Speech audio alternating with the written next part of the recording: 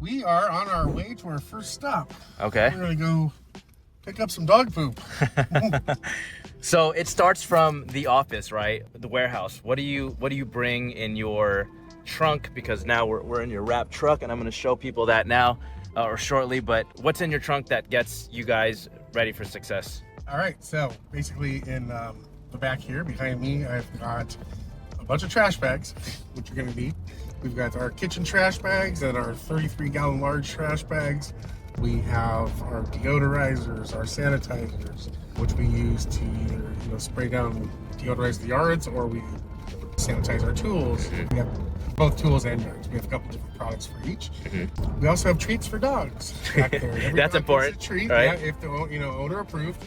And we have gloves. We've got disposable gloves. We've got pump sprayers, hose end sprayers. We have hoses.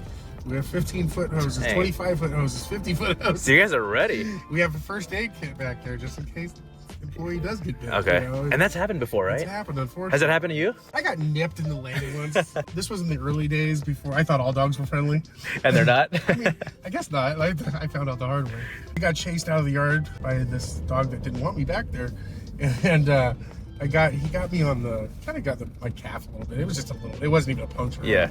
I have had an employee that got bit once. The dog was a friendly dog, never had any issues, and one day it just decided it was going to go bite him. It can happen. I know others in the industry that have gotten seriously injured from dog attacks, and you really need to put the proper systems in place to protect all of your employees and the dogs.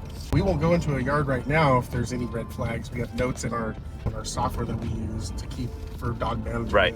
Everything we do these days is processed and systematized, and it keeps all parties safe and happy. And there's communication between you guys and the clients, right? Of, hey, the dog has to be put away while we come between X, Y, and Z time, right? Yeah, so we send out automated text messages to the customers saying that we'll be there, 5, 10, 20, 30, 40, whatever it is. Yeah. Or whatever they want us to send it in, whatever time frame.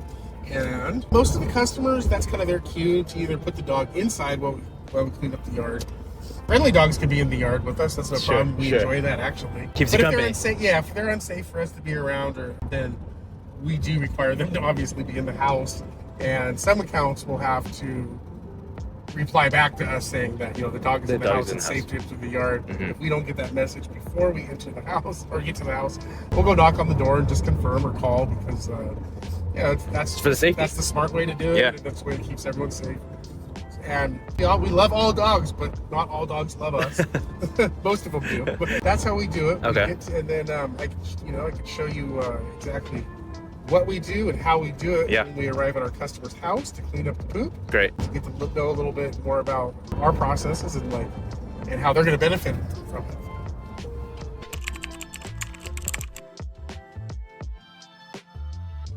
So talk to us, man, about the price point, right? What do you think makes this service worth it to customers? Because again, we talked about it in the interview.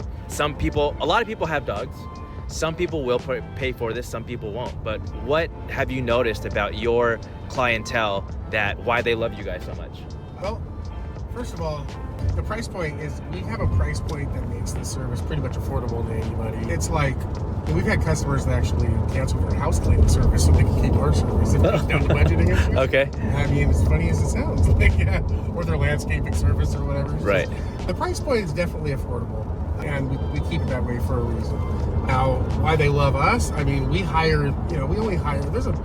We're picking up dog poop, but it's all about the people. Right. It's all about the people you bring to your company that you work with. Because they're representing you. They're representing your brand and your business, and you're going to interact with customers, and they need to be able to be friendly and very service and customer service oriented and focused, and happy, just a good attitude. That's super important. We can coach anyone and train anyone to pick up dog poop. If they don't have the characteristics and that attitude to begin with, then it won't work. Because it's such an intimate setting, essentially, right? You're entering someone's backyard or front yard while they're either working away or even at home, right? We're on their property. Exactly. And the dog, it's their territory, so we respect that. Right. And we welcome the trust that we're very thankful for the trust that they give us to in order to provide our service, to be able to welcome you into our yard and around your family and dogs, and that's important. And we don't take that lightly. All the people that we bring that will come visit your residence, our customers' residence, are thoroughly background checked. The DMV records have to be clean. You guys really go and do your due diligence, huh? We do, yeah. And it's not just hiring just a Joe Schmo. No, not at all. They have to be dog lovers, first of all. Yeah, and then they go through the background check, and then we check their DMV records, and then what we do is we put them through a ride-along. So we'll do an initial video interview, okay, and then they'll meet us at our shop. One of our crew leaders or managers will take them out on a ride-along, and that gives them an opportunity to see a typical workday for us, and also gives our staff an opportunity to see how they perform out in the field, how they interact with customers with dogs. We get to learn them. It tells us a lot about them. And then after that, if they like it and we like them, then they come into our training program. And it's about a week-long training program, and they go out with us on all the routes that they'll be covering, or maybe some other ones that they won't. And the first day or two is like shadowing, and then the last few days is actually get your hands dirty. They're doing it. They're running, they're operating everything and running everything, and our staff is just kind of there watching and taking notes and coaching. And by the time they're done with that training system, that training program, they do really well. And we're always there to support and just to continue to help them wherever they need it when they're out there on their own. But the way we're doing it now. And it took years to get into a system. You just keep refining it and refining it. Because it was just you at the beginning, right? It and then as you add people, you start to figure out what works and what doesn't. Exactly. There's times where you just need a warm body in there, and you just got to throw someone in there. It's worth it to take the time and to hire the right people. Yeah. That way you don't, we've had moments where we thought we hired the right person, but they ended up not being the right person. Then you got to go back and hire again. Yeah, it's a lot of work. It's a lot of work. It's a lot of money, and it's just all the time. Exactly. So if you do it right the first time, it's going to make your business run that much more smooth, and your customers will be that much more happy. Yeah. And it's at the end of the day, it's all about the customer service. Right. And we're picking up dog poop, but we have customers waiting outside for us. The dog poop guy's here. Mom. So it's more so the kids. Yeah, the kids, or even heck, even the dads are out there doing it. You guys rock. That's cool, man. Yeah, people are waiting for us to show up, and it's oh, cool. Yeah.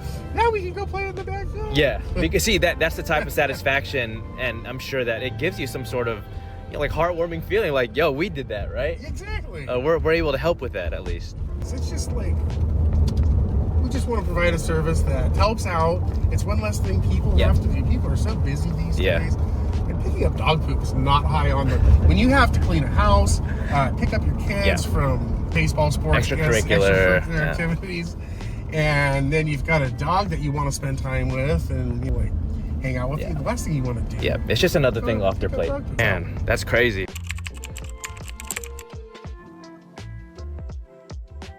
And so how do you guys determine pricing, and what do clients get for their money? So we determine pricing, we price per dog.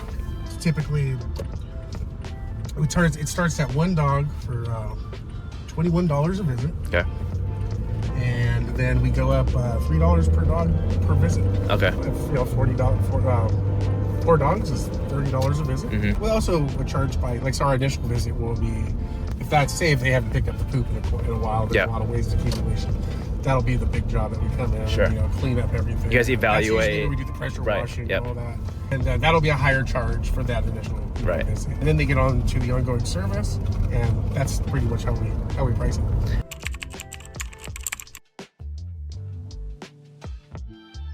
And so your clients, what's the average time they've stayed with you from start to finish? I know that sometimes they either lose a pet or they move, but your typical customer, how long do they stay with you for?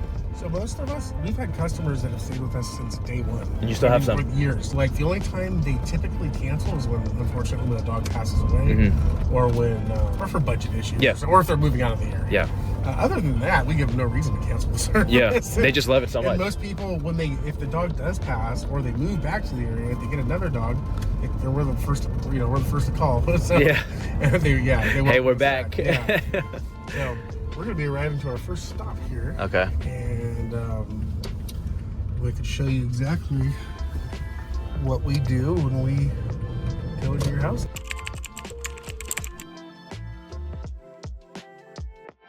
All right, Ryan, so we just got at the customer's house. Tell us now what's gonna happen. So what's going to happen is I'm going to pull out one of these tools. So we use like a commercial debris pan to scoop the poop.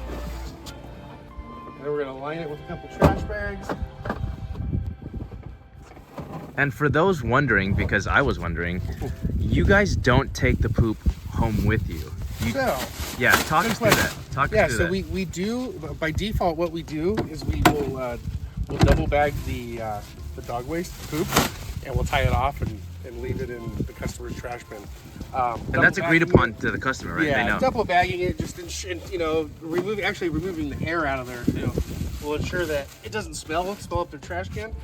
And then, or we also offer a waste disposal service too for an extra small rate each week. They can pay us and we'll handle the disposal. So we'll just take it back, and it helps us offset our dumpster costs. Got it. So those are a couple options. So whether they have one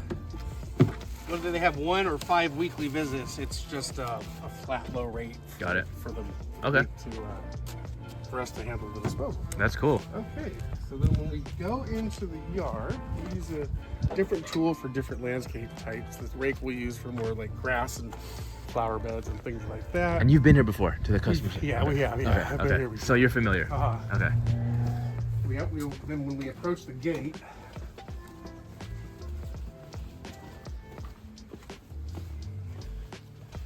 okay. Every time we enter a gate, we enter a customer's yard. What we'll stuck. Anytime when we come into the yard, we'll do a 3-point check just to make sure that the gate is latched. Typically, it's push, pull, push. We'll do that when we enter the yard and when we exit the yard, so to ensure that no pets escape. Okay. And then when we get into the actual yard, we'll break down the cleanup areas into sections. So this helps ensure that we don't miss anything. Okay. So for a yard like this, we'll probably, we'll focus around the perimeter first, and then what we'll do is we'll focus on the grass after, and we walk a grid pattern. So we'll walk it vertically and tight back and forth, walks, and then we'll walk it horizontally and do the same thing. And is that something that you came up with as you started, or literally? Yeah, I did, and then others, it's kind of an industry thing. It's pretty standard in our industry. Okay. But on top of that too, it's really just, breaking the yard into sections helps us just ensure that we don't leave a pile behind, So yeah, we get all the backyard bombs. Okay. So I'm gonna go ahead and check the yard and clean up the poop.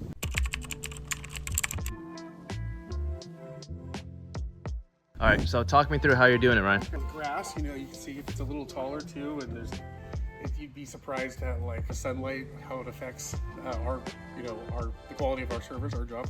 So if it's a shaded area, the poop can be hidden in some of the kind of like a shorter grass or the depressed areas of the grass here with different heights.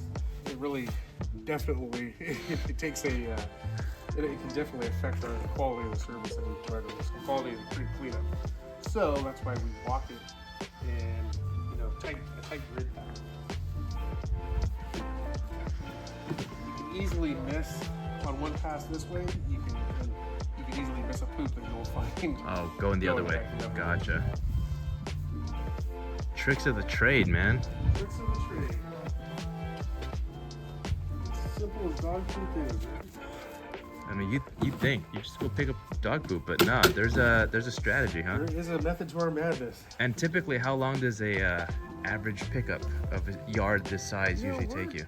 Typically in and out in about 5 to 10 minutes. That's depending it. On the services we're providing. Okay. Yeah. Okay. With the systems and the processes that we have, about 5-10 minutes. If we're deodorizing and sanitizing the yard or doing another service, it might take a little bit longer. But what's this house gonna be serviced with? Just pick up? We're just doing a pickup today. What kind of dog do they have? They have some kind of a lab mix, I think. Okay. The dog's never out, so I've never got a chance to meet him.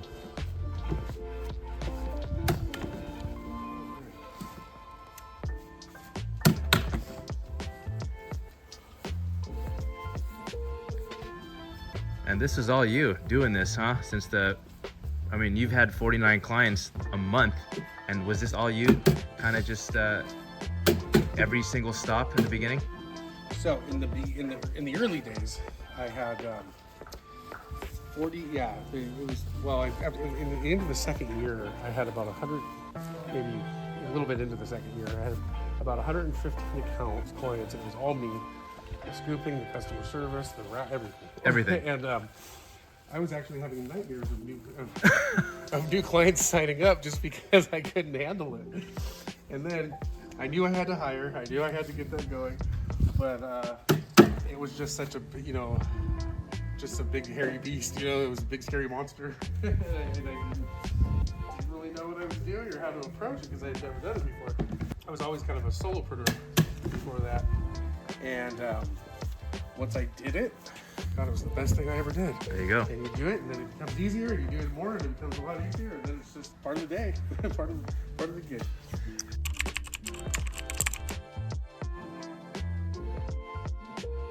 So talk to us about the brand reputation and client feedback. How would you describe Bombs Away reputation in the community? We have our reception, or the community reception of us, or this outlook is pretty nice. Like, we're very, very welcome to the community. People wave when they see the poop trucks. They're snapping photos. It's a thing they know now. They know us. And other business owners, like pest control companies, and they actually refer business our way to certain customers. Yeah, we're recognized in the community, in both the residential and the business aspect. That's pretty cool, man. So yeah, it's kind of fun, and it's just it's a business that you can laugh at. It's serious, but you can also have some fun and make some jokes, and helps you get through the day. Yeah, exactly. You can't take yourself too seriously when you're picking the dog food up.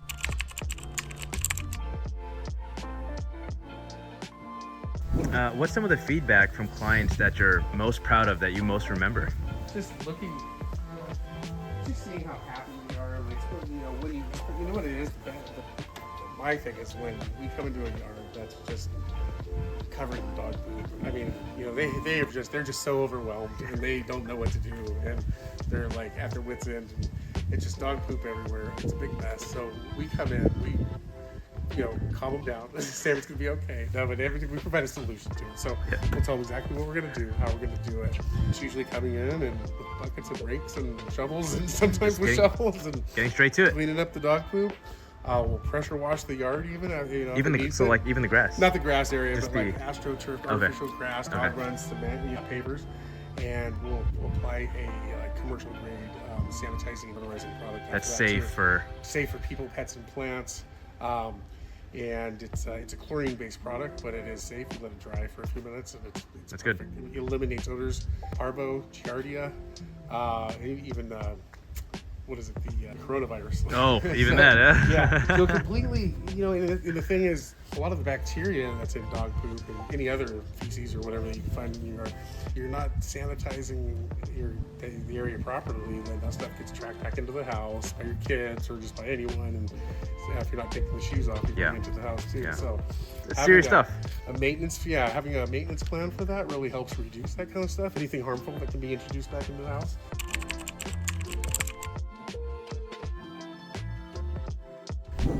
I'm gonna go check the other side, then we can go to the next one. So no more poop, everything picked up? Yes, the bombs have been removed.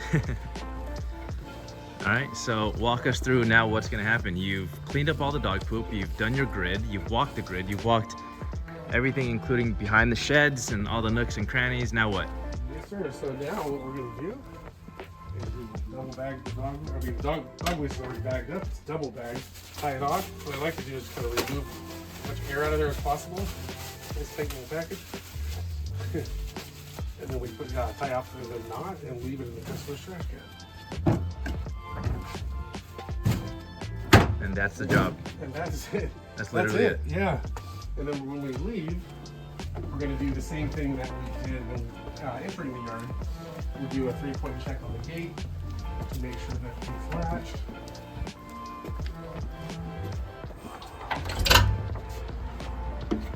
And to take this a step further even, in our software we use to run our jobs, we can even take a photo of the latch gate and send it to the customer too. Do you guys do that? We do for some clients. Okay. So some customers like don't worry about it, but yes, we definitely do that. Just for extra precaution or yeah, whatever. so you know, it's just one of those, just another peace of mind. Yep. Yeah. Some customers just don't want the constant photo in their tent, Yeah. you know, every day or whatever it is. Because they're already used to your guys' services. Yeah, they're like, hey, dude, but yeah. probably would be a bad little thing To do? to. I mean, Yeah. it's a little snippet. So then when we get back.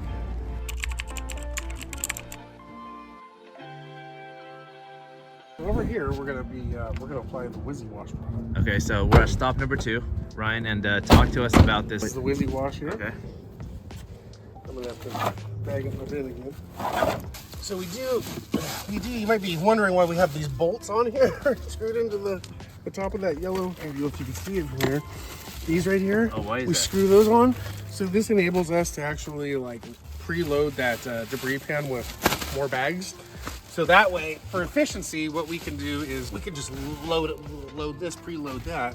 What do you mean by preload? What is that? We'll put about 10 bags on here. 10? Yeah, we can put about 10, maybe more. Oh, I see what you're saying. And then we'll, take it we'll off pop and them then through there, and it's kind of like a hanger for the bags, almost like a clip. you take them off and you... Yeah, and then what we do is we'll just pull 2 off, tie them off, and then And just like drop them in the Man. Yeah. So, then you don't have to put. Yeah, you don't have to keep bags bending on over the and... top, yeah. So that is some employees do it, some don't. All right, let's go. This is stop number 2. Stop number 2. So she's getting, obviously, the dog poop picked up and then the Wizzy Wash after that. And the Wizzy Wash is connected to the customer's hose. Yeah, we're connected to the customer's garden hose. If they don't have a hose, we have our own hoses in the truck. Okay. And if we just have to have a water source. Oh, that's double. Come in, do a 3-point check on the gate. This is extra secure. Yeah. And still do the 3-point check. You never know if they have a door that the dog door or something they can.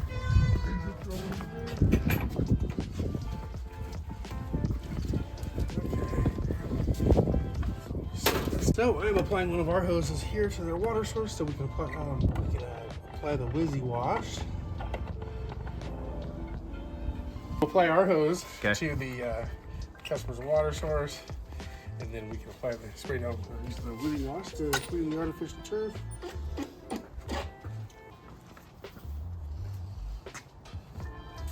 This stuff works great on turf.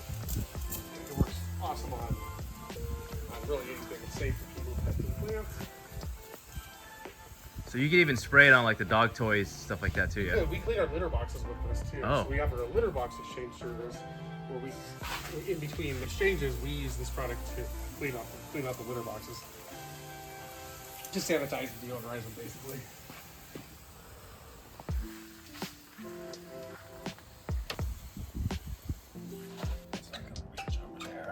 That's the Wizzy Wash. And then the deodorizer, we just have 1 gallon pump sprayers. Okay. All right, so what's going on here now? So this is our deodorizer products here. We just put them in, apply it with using a 1 gallon pump sprayer. You guys make this stuff or you guys just buy it? No, we have a product that we use. It's called Otoband. Okay. And we use a couple different products. And then we just apply it to grass. What's the difference between a Wizzy Wash and a deodorizer? This doesn't sanitize or disinfect or kill viruses or anything. It's more of just a yard deodorizer. It's really good for grass, and we can work on all terrain types, landscapes. But it's not as powerful as the Wizzy Wash. But it does the trick. It definitely works well. It kills the odors. Was this introduced first before the Wizzy Wash? Yeah, we've been using, so we use a few different deodorizer products actually. Yeah, but we do use a few different deodorizer products that are all safe for people, pets, and plants.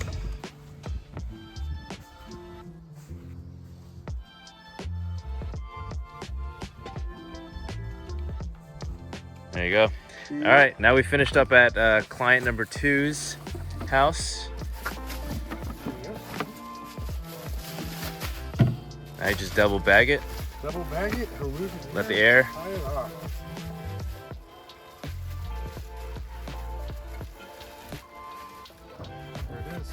There you go.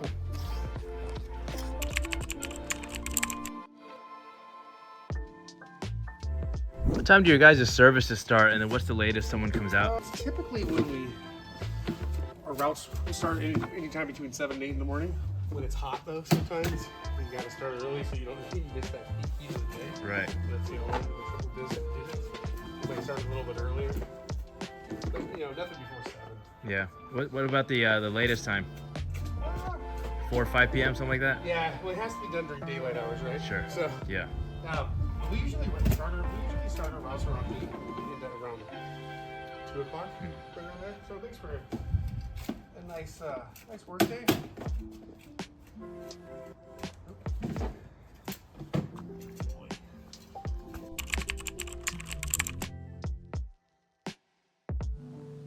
Do you find it harder or easier working with artificial grass? Well, if it's picked up regularly, quickly, it's not a problem. But when the poop if it's left on here for even a week or less than that, several days, then the heat will adhere right to the artificial grass, and then it can damage the grass. We have to be careful removing it. Kind of get in there like this with the rake, kind of cut it up. We have some techniques to help remove it without damaging the grass. Yeah. Which is basically turning the rake over and I turn it over and slide it through the tines and use it like a fork. you use it almost like a fork, and then it kind of gets one of the little part of the tool here, and we'll lift it off the grass.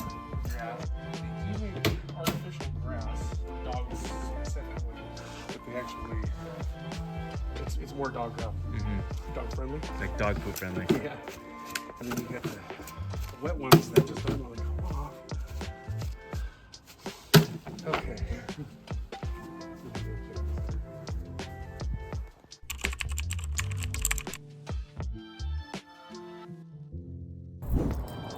Ryan, so I saw on your guys' website about the bomb-free guarantee. Tell us a little bit more about that. So the bomb-free guarantee is a guarantee that we're going to provide exceptional service on your visit. So if for any reason we miss something and you go check on the same day of the visit, you notice that there's a poop left behind, just let us know and we'll send a technician out to reclaim the yard absolutely free. So this ensures that you can hire us with peace of mind and know that the yard will get cleaned, and if it doesn't, you can always hold us accountable. Cool. Thanks, Ryan. Appreciate your time. Definitely. All right, see ya. Thanks.